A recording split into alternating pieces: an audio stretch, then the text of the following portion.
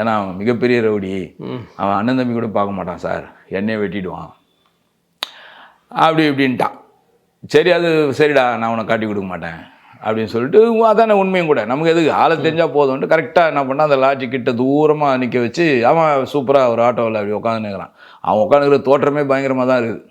அப்படியே பெரிய பெரிய படத்துலலாம் அப்படியே வில்லன் உட்காந்துக்கிற மாதிரி கையில் வாயில் சிகரெட்டை வச்சுக்கிட்டு ஒரு டீ கிளாஸ் டீ சாப்பிட்டுக்கிறார். கால் மேலே கால் பண்ணது, சார் அவன் தான் சார் அப்படின்ட்டான். உடனே எனக்கு ரொம்ப ஹாப்பி, சந்தோஷம். ஏன்னா நம்ம அக்யூஸ்ட் கிடைக்குது இல்லை, இதெல்லாம் வந்து போலீஸில் வந்து ஒரு பெரிய விருந்து சாப்பிட்ற மாதிரி எங்களுக்கு. ஒரு அக்யூஸ்ட்டை தேடி போகும்போது அவன் கண்ணால் பார்த்துட்டோம் அவன் கிடைக்கிறான் அப்படின்னு சொன்னால் அது ஒரு பெரிய சக்ஸஸ்ஃபுல்லான விஷயம். உடனே நான் என்ன பண்ணுறேன், ரைட் ஓகேடா நீ போடா அப்படின்ட்டேன். உண்மையாக சொல்ல அவன் தானே சார், அவன் தான் சார், சரி போடான்னு இவனை அனுப்பிச்சிட்டேன்.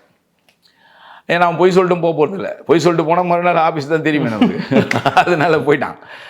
இப்போது நான் அவனை அரெஸ்ட் பண்ணலான்னு போனால் நம்ம கூட வந்த சபார்டினேட் என்ன பண்ணிட்டாங்க, கொஞ்சம் அச்சப்பட்டாங்க. கொஞ்சம் புது பசங்க கொஞ்சம் அச்சப்பட்டாங்க, பயந்துட்டாங்க. சார் நம்மக்கிட்ட எதுவுமே இல்லை சார், வெப்பன்லாம் இல்லை, நம்ம ஊரை விட்டு ஊர் வந்துடுவோம், நெல்லை மாவட்டம் வேறு, இங்கே எடுத்தவொடனே வெட்டுவாங்க, திருநெல்வேலியெல்லாம் பெரிய பெரிய அருவா வச்சுருப்பானுங்க சார், அவன் வேறு ரவுடின்றான், அவன் தம்பிக்காரனே பயப்படுறான், கொஞ்சம் இருங்க சார் யோசிங்க சார் அப்படி இப்படின்னு நம்மளை என்னையும் பயமுறுத்துறான்.